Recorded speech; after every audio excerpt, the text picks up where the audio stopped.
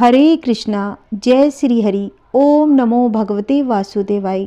आप और आपके पूरे परिवार पर भगवान विष्णु की कृपा सदैव बनी रहे। तो आइए भक्तों, आज हम सुनेंगे सफला एकादशी की संपूर्ण व्रत कथा। इसे आप पूरी श्रद्धा प्रसन्न चित्त मन से पूरा सुनना।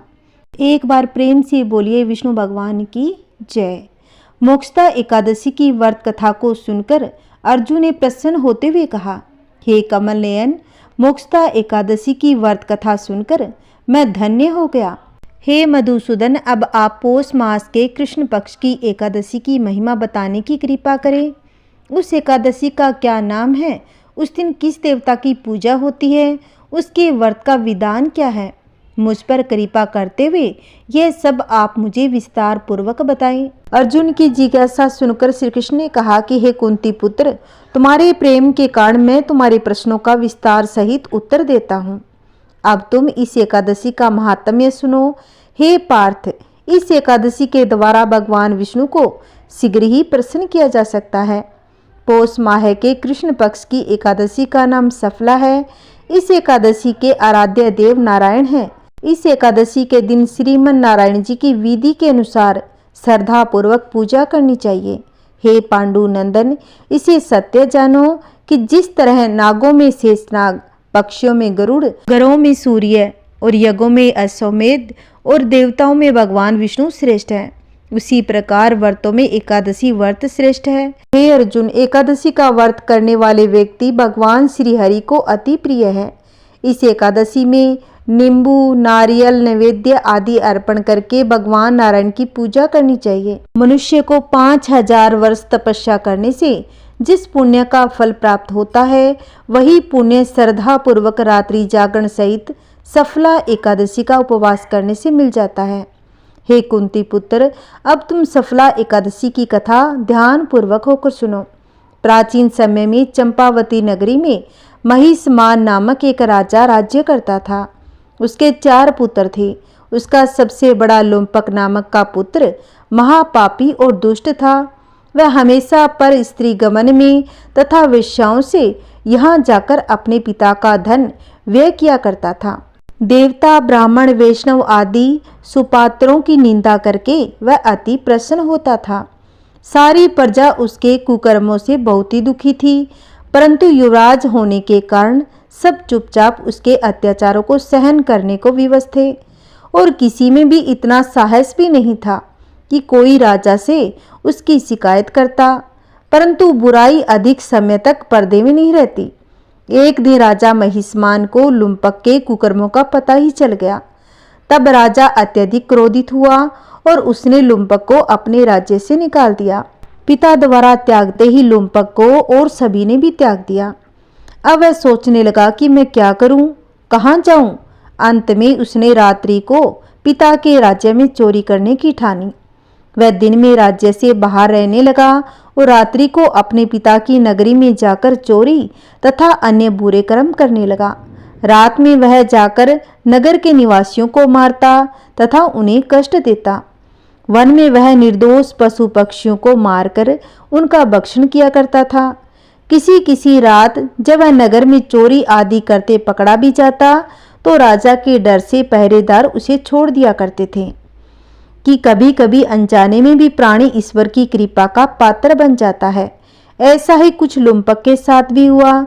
जिस वन में रहता था वह वन भगवान को भी बहुत ही प्रिय था। उस वन में एक प्राचीन पीपल का वृक्ष था तथा उस वन को सभी लोग देवताओं का क्रीड़ा स्थल मानते थे।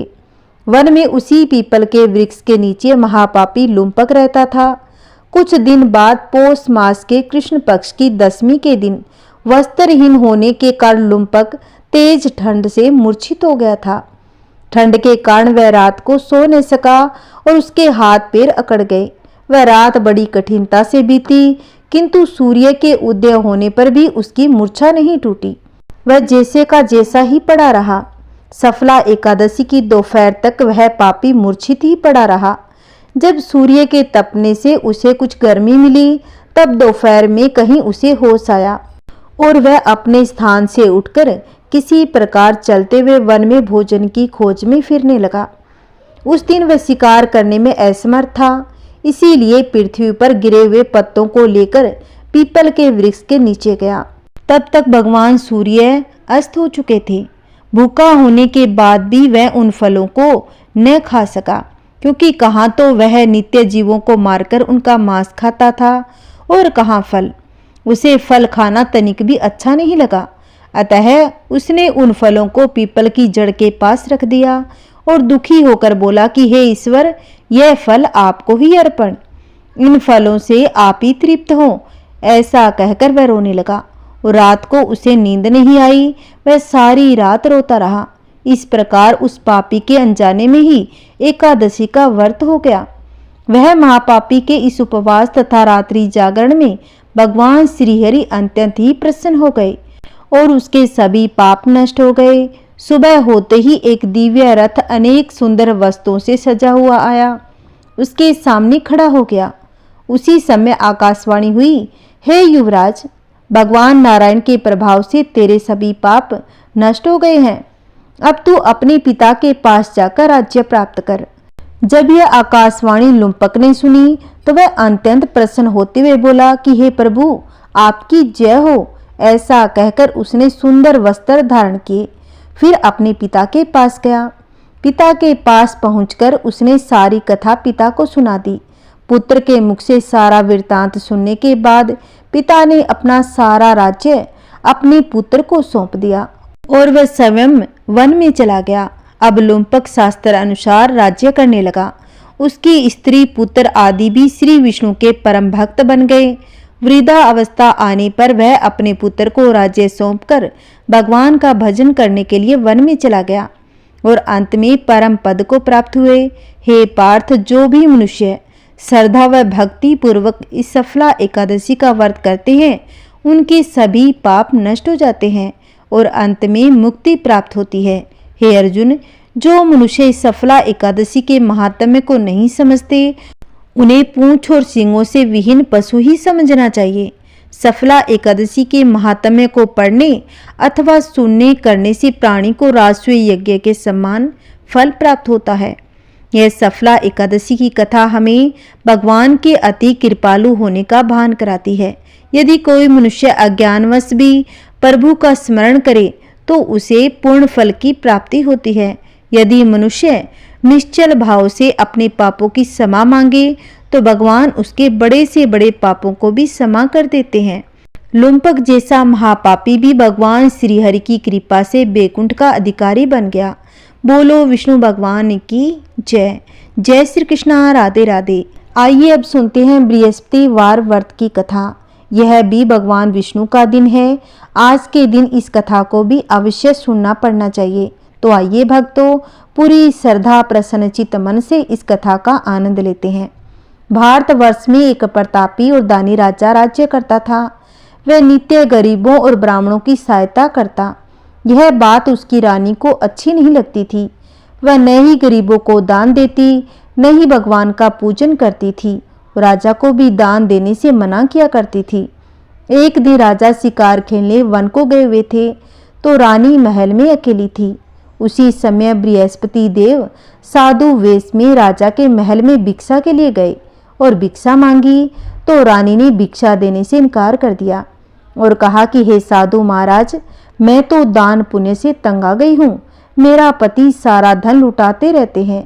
मेरी इच्छा है कि हमारा सारा धन नष्ट हो जाए, फिर न रहेगा बांस और न बजेगी बांसुरी। साधु ने कहा कि देवी, तुम तो बड़ी विचित्र हो। धन संतान तो सभी चाहते हैं, पुत्र और लक्ष्मी तो पापी के घर भी होने चाहिए। यदि तुम्हारे पास अधिक धन है तो भूखे को भोजन दो, प्यासों के लिए प्याऊ बनवाओ, मुसाफिरों के लिए धर्मशालाएं खुलवाओ। जो निर्धन अपनी कुंवारी कन्याओं का विवाह नहीं कर सकते, उनका विवाह करवा दो। ऐसे और कई कार्य हैं जिनके करने से तुम्हारा यश लोक परलोक में फैलेगा। परंतु रानी पर उपदेश का कोई प्रभाव नहीं पड़ा। वह बोली, महाराज, आप मुझे कुछ न समझाएं। मैं ऐसा धन नहीं चाहती जो हर जगह बांटती फिरूं। साधु ने उत्तर दिया, यदि तुम्हारी ऐसी ही इच्छा है तो तथास्तु। तुम ऐसा करना कि बृहस्पतिवार को घर लीपकर पीली मिट्टी से अपना सिर धोकर स्नान करना, भट्टी चढ़ाकर कपड़े धोना। ऐसा करने से आपका सारा धन नष्ट हो जाएगा। इतना कहकर वह साधु महाराज वहां से अंतर्ध्यान हो गए। साधु के अनुसार कही बातों को पूरा करते हुए रानी को केवल 3 बृहस्पतिवार ही बीते थे कि उसकी समस्त धन संपत्ति नष्ट हो गई। भोजन के लिए राजा का परिवार अब तरसने लगा। तब एक दिन राजा ने रानी से बोला कि हे रानी, तुम यहीं पर रहना, मैं दूसरे देश को जाता हूँ, क्योंकि यहाँ पर सभी लोग मुझे जानते हैं, इसीलिए मैं कोई छोटा कार्य नहीं कर सकता। ऐसा कहकर राजा प्रदेश को चला गया। वहां वह जंगल से लकड़ी काट कर लाता और शहर में बेचता। इस तरह वह अपना जीवन व्यतीत करने लगा। इधर राजा के प्रदेश जाते ही रानी और दासी दुखी रहने लगी।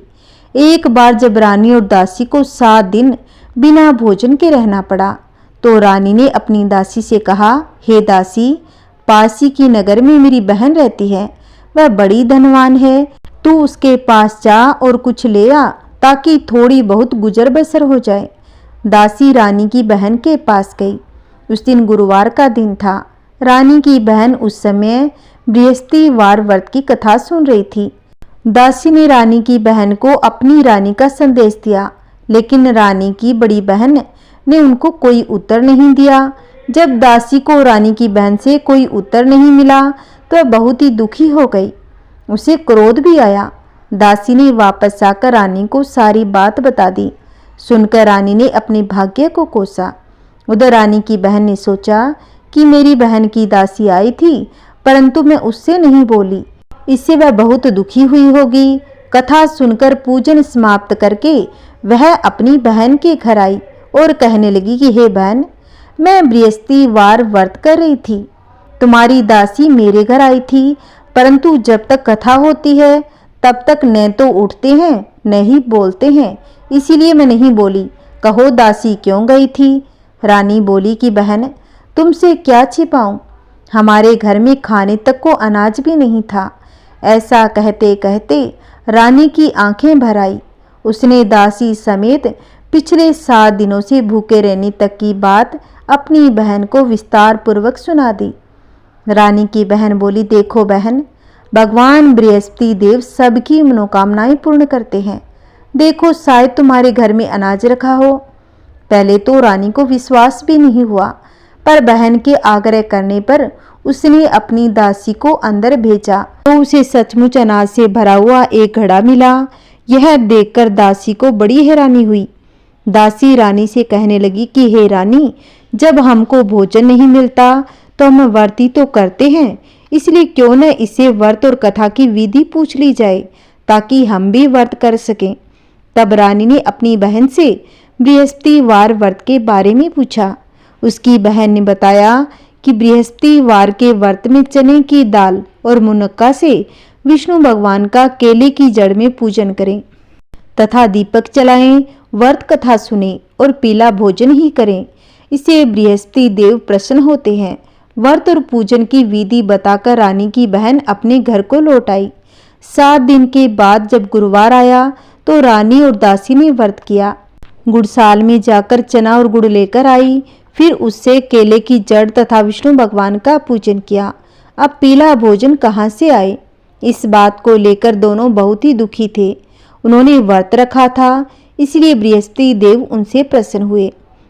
इसीलिए वे एक साधारण व्यक्ति का रूप धारण कर 2 थालों में सुंदर पीला भोजन दासी को दे गए। भोजन पाकर दासी प्रसन्न हुई और फिर रानी के साथ मिलकर भोजन ग्रहण किया। उसके बाद वे सभी गुरुवार को व्रत और पूजन करने लगी। बृहस्पति भगवान की कृपा से उनके पास फिर से धन संपत्ति आ गई, परंतु रानी फिर से पहले की तरह आलस्य करने लगी। तब दासी बोली, देखो रानी, तुम पहले भी इस प्रकार आलस्य करती थी, तुम्हें धन रखने में कष्ट होता था, इस कारण सभी धन नष्ट हो गया। अब जब भगवान बृहस्पति की कृपा से धन मिला है तो तुम्हें फिर से आलस्य होने लगा। रानी को समझाते हुए दासी कहती है कि बड़ी मुसीबतों के बाद हमने यह धन पाया है, इसीलिए हमें दान पुण्य करना चाहिए, भूखे मनुष्यों को भोजन कराना चाहिए और धन को शुभ कार्यों में खर्च करना चाहिए। जिससे तुम्हारे कुल का यश बढ़ेगा, स्वर्ग की प्राप्ति होगी और पितृ प्रसन्न होंगे। दासी की बात मानकर रानी अपना धन शुभ कार्यों में खर्च करने लगी, जिससे पूरे नगर में उसका यश फैलने लगा। इधर एक दिन राजा दुखी होकर जंगल में एक पेड़ के नीचे आसन जमाकर बैठ गया। वह अपनी दशा को याद करके व्याकुल होने लगा। बृहस्पतिवार का दिन था। एकाएक उसने देखा कि निर्जल वन में एक साधु प्रकट हुए।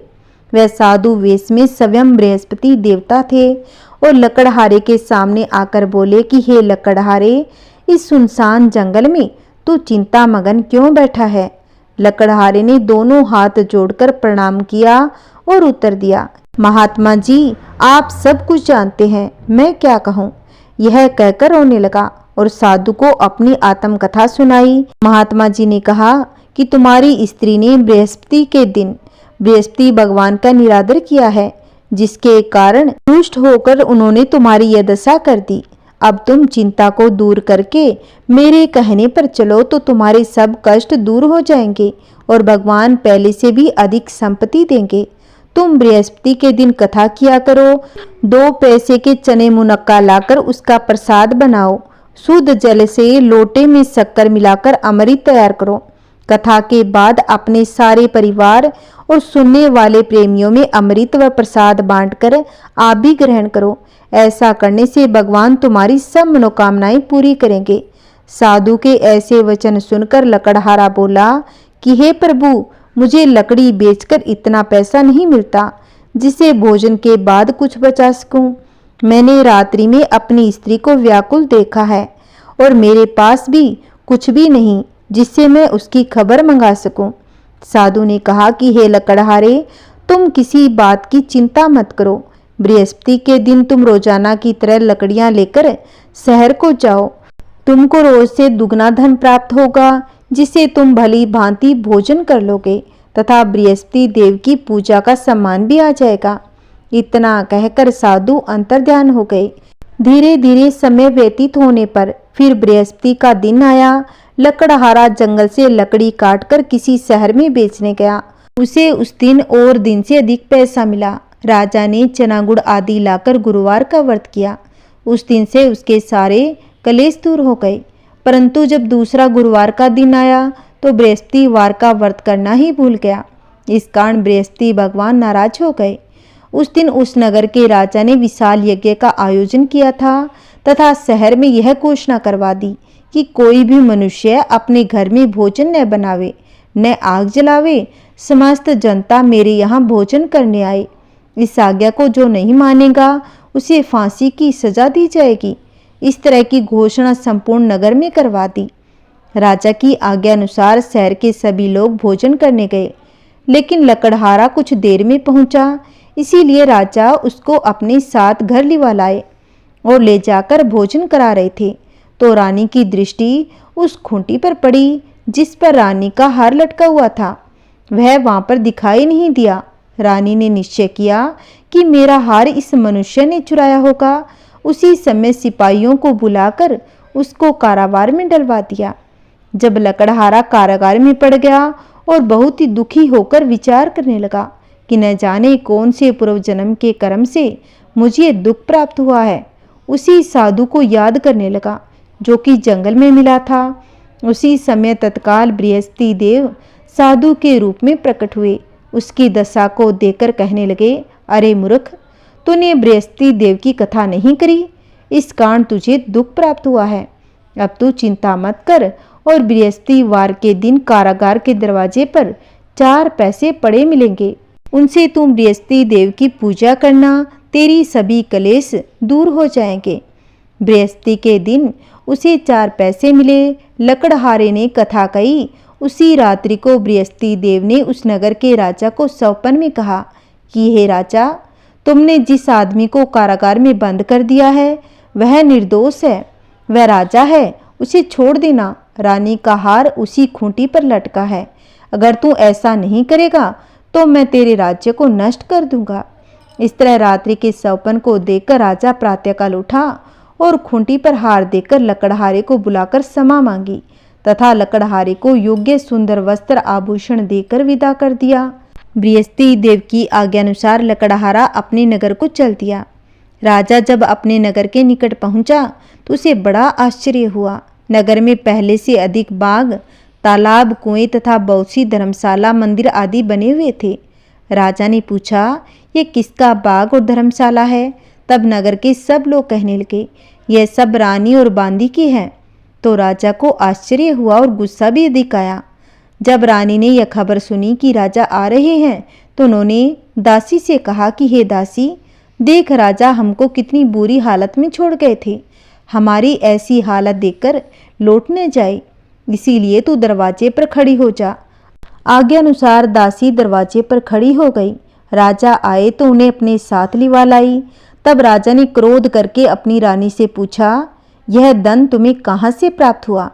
तब उन्होंने कहा, हमें यह सब धन बृहस्पति देव के इस व्रत के प्रभाव से प्राप्त हुआ। अब राजा ने निश्चय किया कि 7 रोज बाद तो सभी बृहस्पति देव का पूजन करते हैं, परंतु मैं प्रतिदिन दिन में 3 बार कहानी तथा रोज व्रत किया करूँगा। अब हर समय राजा के दुपट्टे में चने की दाल बंधी रहती तथा दिन में 3 बार कहानी कहता। एक रोज राजा ने विचार किया कि चलो अपनी बहन के यहाँ हो आए। इस तरह निश्चय कर राजा घोड़े पर सवार हो अपनी बहन के यहाँ को चलने लगा। मार्ग में उसने देखा कि कुछ आदमी एक मुर्दे को लिए जा रहे थे। उन्हें रोककर राजा कहने लगा, अरे भाइयों, मेरी बृहस्पति देव की कथा सुन लो। वे बोले, लो हमारा तो आदमी मर गया है, इसको अपनी कथा की पड़ी है। परंतु कुछ आदमी बोले, अच्छा कहो, हम तुम्हारी कथा भी सुनेंगे। राजा ने दाल निकाली और जब कथा आदि हुई थी तो मुर्दा हिलने लग गया। जब कथा समाप्त हो गई तो राम राम करके मनुष्य उठकर खड़ा हो गया। आगे मार्ग में उसे एक किसान खेत में हल चलाता हुआ मिला। राजा ने उसे देख और उससे बोले, अरे भैया, मेरी बृहस्पति वार की कथा सुन लो।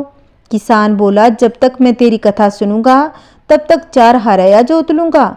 जा अपनी कथा किसी और को सुनाना। इस तरह राजा आगे चलने लगा। राजा के हटते ही बेल पछाड़ खाकर गिर गया तथा किसान के पेट में बड़ी जोर का दर्द होने लगा। उस समय उसकी माँ रोटी लेकर आई। उसने जब यह देखा तो अपने पुत्र से सब हाल पूछा और बेटे ने सभी हाल कह दिया। तो बुढ़िया दौड़ी दौड़ी उस घुड़सवार के पास गई और उससे बोली कि मैं तेरी कथा सुनूंगी, तू अपनी कथा मेरे खेत पर चलकर ही कहना। राजा ने बुढ़िया के खेत पर जाकर कथा कही, जिसके सुनते ही वह बैल उठ खड़ा हुआ तथा किसान के पेट का दर्द भी ठीक हो गया। अब राजा अपनी बहन के घर पहुंचा। बहन ने भाई की खूब मेहमानी की। दूसरे रोज प्रातःकाल राजा जगा तो वह देखने लगा कि सब लोग भोजन कर रहे थे। राजा ने अपनी बहन से कहा, ऐसा कोई मनुष्य है जिसने भोजन नहीं किया हो? मेरी बृहस्पति वार की कथा सुन ले। बहन बोली, भैया, यह देश ऐसा है कि पहले यहाँ लोग भोजन करते हैं, बाद में अन्य कोई कार्य करते हैं। अगर कोई पड़ोस में होगा तो मैं देख आऊं। वह ऐसा कहकर देखने चली गई, परंतु उसे कोई भी ऐसा व्यक्ति नहीं मिला जिसने भोजन नहीं किया हो। अतः वह एक कुम्हार के घर गई जिसका लड़का बीमार था। उसे मालूम हुआ कि उनके यहाँ 3 रोज से किसी ने भोजन नहीं किया है। रानी ने अपने भाई की कथा सुनने के लिए कुम्हार से कहा। वह तैयार हो गया। राजा ने जाकर बृहस्पति वार की कथा कही, जिसको सुनकर उसका लड़का ठीक हो गया। अब तो राजा की प्रशंसा होने लगी। एक रोज राजा ने अपनी बहन से कहा कि हे बहन, हम अपने घर को जाएंगे, तुम भी तैयार हो जाओ। राजा की बहन ने अपनी सास से कहा। सास ने कहा कि हाँ चली जा, परंतु अपने लड़कों को मत ले जाना, क्योंकि तेरे भाई की कोई औलाद नहीं है। बहन ने अपने भाई से कहा कि भैया, मैं तो चलूंगी, पर कोई बालक नहीं जाएगा। राजा बोला, जब कोई बालक ही नहीं चलेगा तो तू क्या करेगी? तुम भी मत चल। बड़े दुखी मन से राजा अपने नगर को लौट आया। राजा ने अपनी रानी से कहा, हम निर्वंशी है, हमारा मुँह देखने का धर्म भी नहीं है, और कुछ भोजन आदि नहीं किया और सो गया। रानी बोली, हे प्रभु, बृहस्पति देव ने हमें सब कुछ दिया है, वह हमें औलाद भी अवश्य ही देंगे। उसी रात को बृहस्पति देव ने राजा से सौपन में कहा कि हे राजा, उठ, सभी सोच त्याग दे। तेरी रानी गर्भ से है। राजा की यह बात सुनकर बड़ी ही खुशी हुई। 9वें महीने में उसके गर्भ से एक सुंदर पुत्र पैदा हुआ। तब राजा बोला, हे रानी, स्त्री बिना भोजन के रह सकती है, पर बिना कहे नहीं रह सकती। जब मेरी बहन आवे तुम मुझसे कुछ मत कहना। रानी ने सुनकर कहा कि ठीक है। जब राजा की बहन ने शुभ समाचार सुना तो वह बहुत ही खुश हो गई। बधाई लेकर अपने भाई के यहाँ आई। तभी रानी ने कहा, घोड़ा चढ़कर तो नहीं आई, गधा चढ़ी आई है। अब राजा की बहन बोली, भाभी, मैं इस प्रकार न कहती तो तुम्हें औलाद कैसे मिलती। बृहस्पति देव भगवान ऐसे ही हैं, जैसी जिसके मन में कामनाएं हैं सभी वो पूर्ण कर देते हैं। जो सद्भावना पूर्वक बृहस्पतिवार का व्रत करता है और कथा सुनता है, दूसरों को सुनाता है, भगवान बृहस्पति देव उसकी सभी मनोकामनाएं पूर्ण कर देते हैं। भगवान बृहस्पति देव उसकी सदैव रक्षा करते हैं। संसार में जो मनुष्य सद्भावना से भगवान जी का पूजन व्रत सच्चे हृदय से करते हैं तो उनकी सभी मनोकामनाएं पूर्ण करते हैं। जय श्री कृष्णा, राधे राधे। आइए अब सुनते हैं तुलसी माता की कथा। सावर्णी मुनि की पुत्री तुलसी अपूर्व सुंदरी थी। उनकी इच्छा थी कि उनका विवाह भगवान नारायण के साथ हो। इसके लिए उन्होंने नारायण पर्वत की घाटी में स्थित बद्री वन में घोर तपस्या की।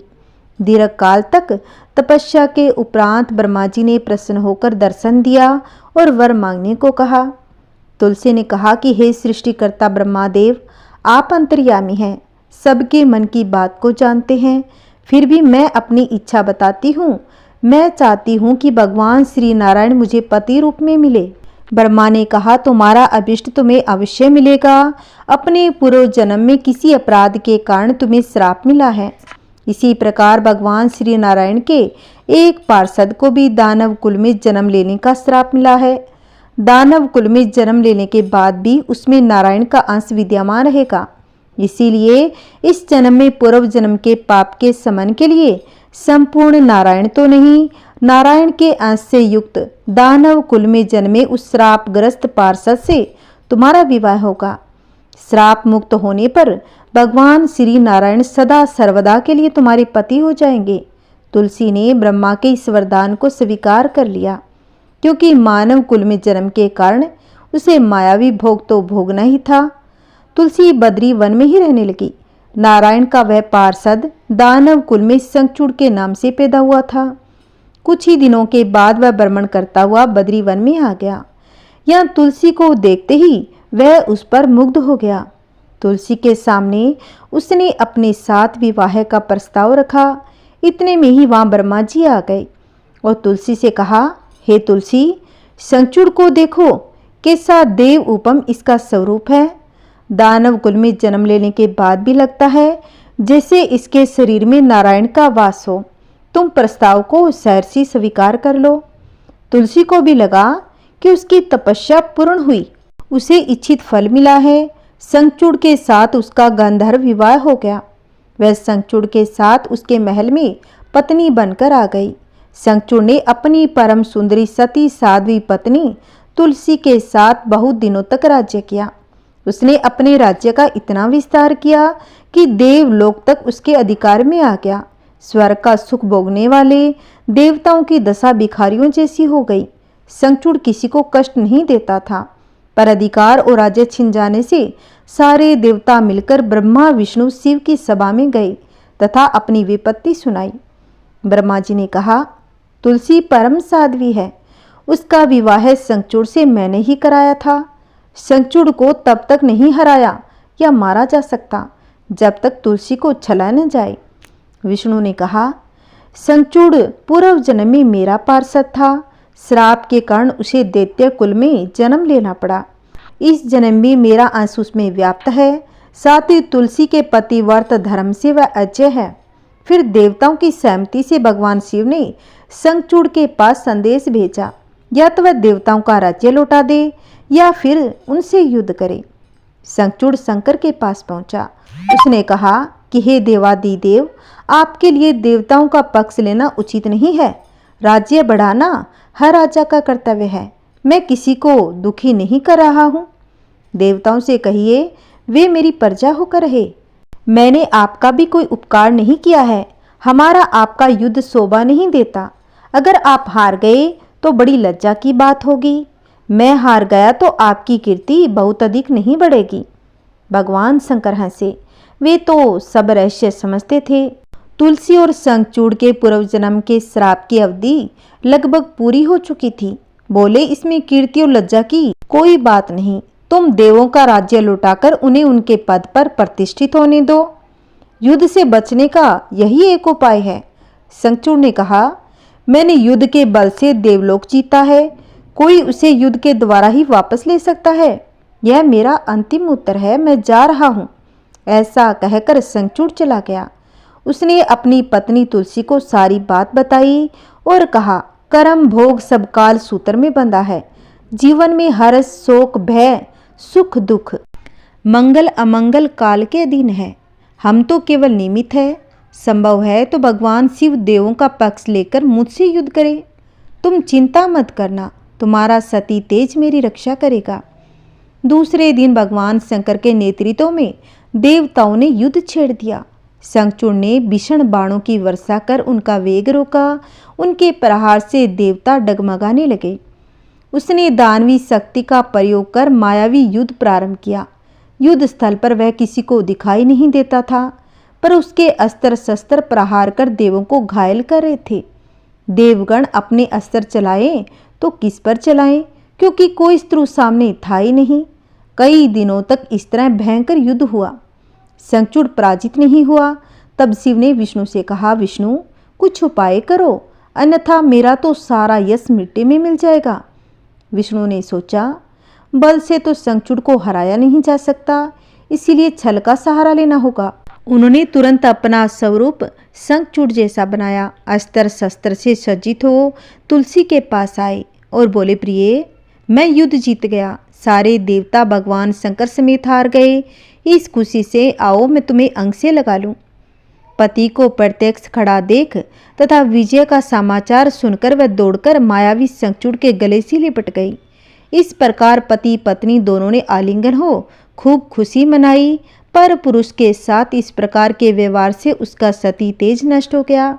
उसका सती तेज जो शंखचूड़ की कवच के रूप में रक्षा कर रहा था, वह कवच नष्ट हो गया। शंखचूड़ शक्तिहीन हो गया। यह जानते ही भगवान शंकर ने अपने त्रिशूल से प्रहार किया। त्रिशूल के लगते ही शंखचूड़ जलकर भस्म हो गया। शंखचूड़ के मरने को जानकर विष्णु अपने असली रूप में आ गए। सामने अपने पति शंखचूड़ के स्थान पर भगवान विष्णु को खड़ा देख तुलसी बहुत ही विस्मित हो गई। उसको पता लग गया था कि स्वयं नारायण ने उसके साथ छल किया है। क्रोध में आकर उसने श्राप दिया, एक सती स्त्री का अस्तित्व भंग करने के अपराध में तुम हृदयहीन पत्थर हो जाओ।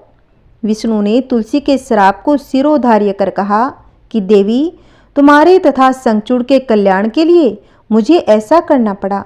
तुम दोनों को शाप मुक्त करना था। तुम भी अब शरीर त्याग कर तुलसी बिरवा के रूप में जन्म लोगी और मेरी पूजा तुलसी दल से होगी। मैं शालिग्राम पत्थर बनूंगा और मेरे शीश पर तुम आदर से विराजमान हो जाओगी। तुम्हारे पति की हड्डियों के चूर्ण से शंख की उत्पत्ति होगी। उस शंख ध्वनि से देवताओं तथा मेरी पूजा आराधना होगी। जहाँ शंख ध्वनि होगी वहाँ मंगलमय मैं विराजमान रहूँगा। तुमने पूर्व जन्म में बद्री वन में मुझे पाने के लिए बड़ी तपस्या की थी।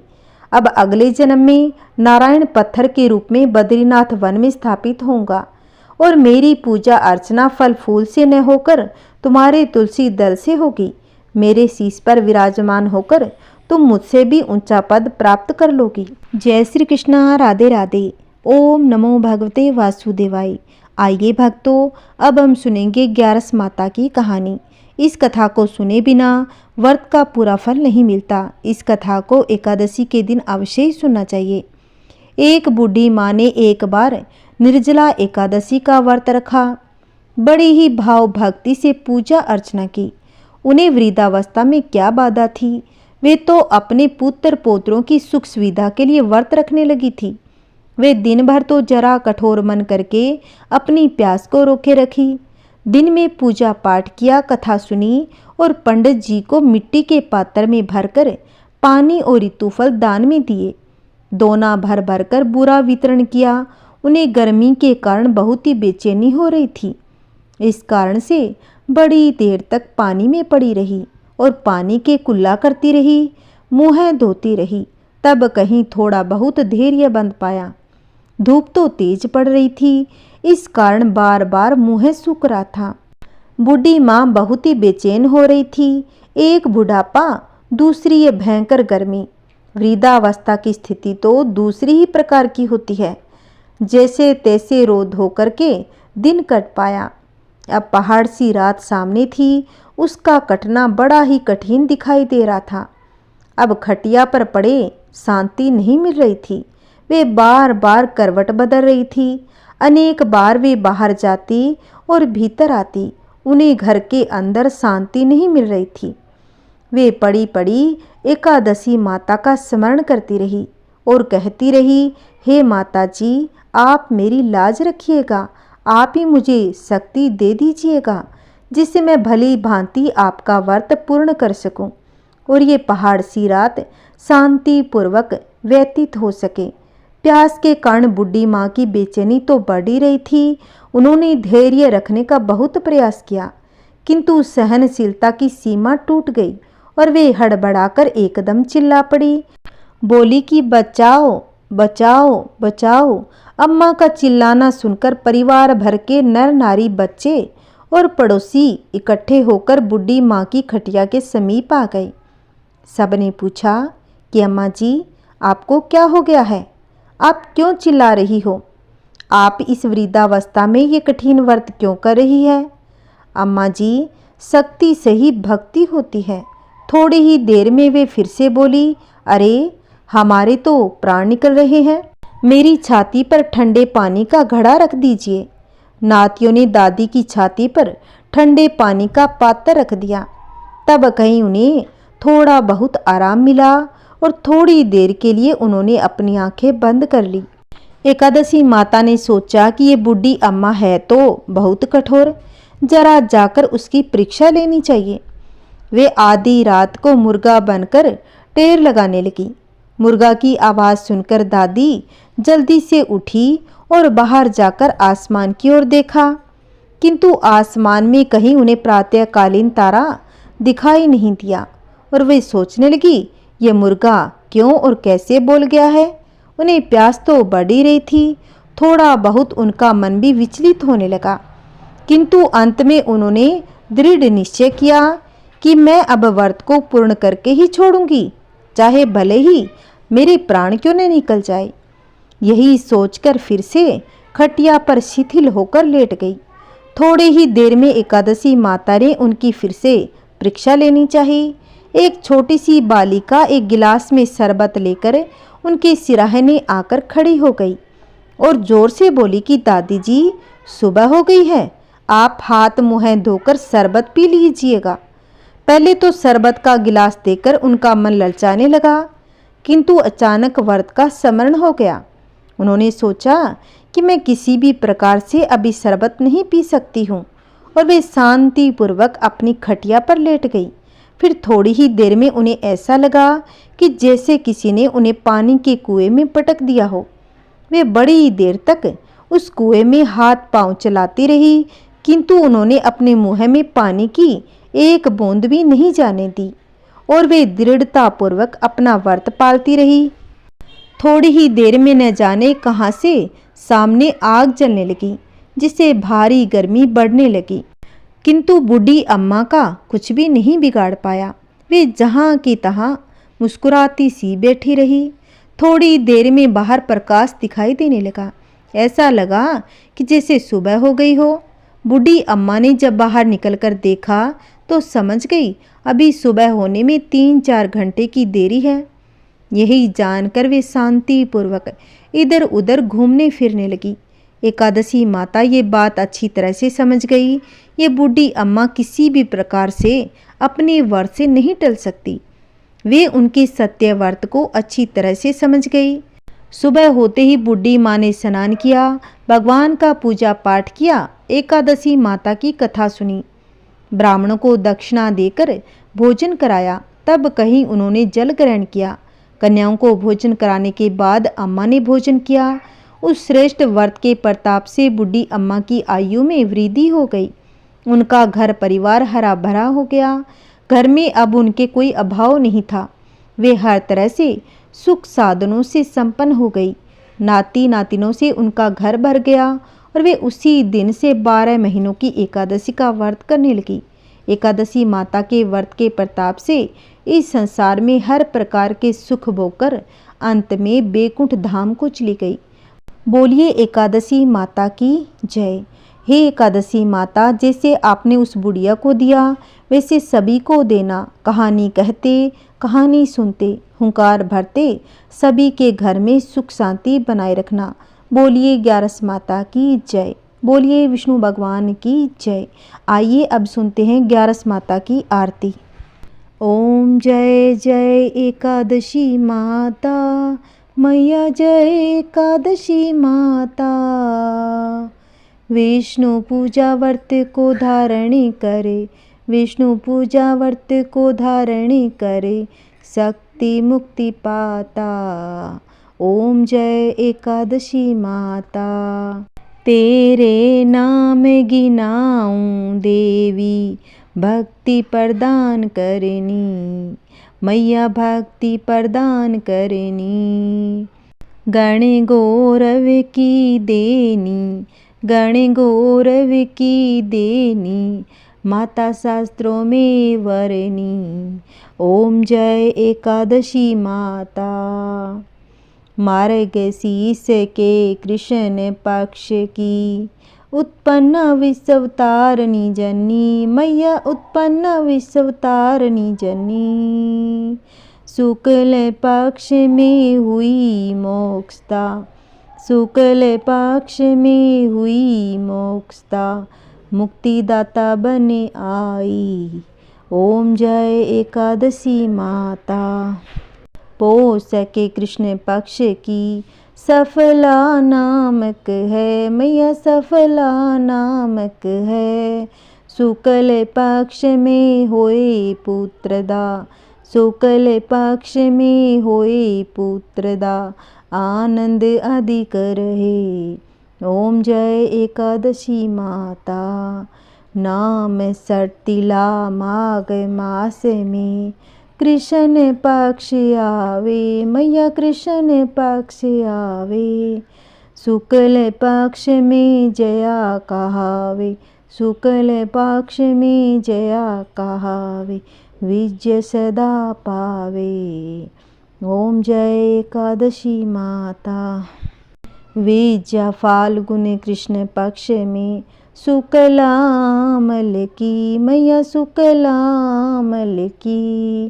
पाप मोचनी कृष्ण पक्ष में, पाप मोचनी कृष्ण पक्ष में, चेतर महाबली की।